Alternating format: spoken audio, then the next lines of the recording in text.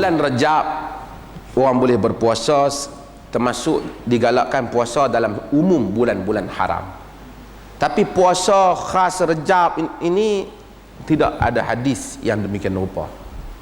Salatul Raghaib, yang dikatakan solat awal pertama Jumaat Rajab, adalah solat batil, yang ditentang oleh semua imam-imam sebelum ni.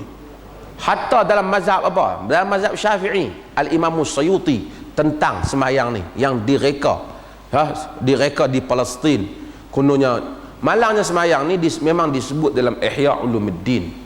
Al-Imam Nawawi tolak sembahyang ni dan menganggap ini ialah sembahyang yang dusta kepada Nabi sallallahu alaihi wasallam.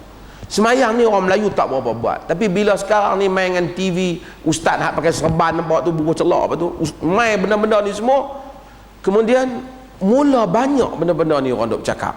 Dan bila main Jumaat yang keempat tu, adalah orang duk buat sembahyang raghaib kerana ada hadis. Hadis ini palsu dengan sepakat ahli hadis. Apa salahnya? Ia baik, tak kira dia hadis palsu. You balik Indon.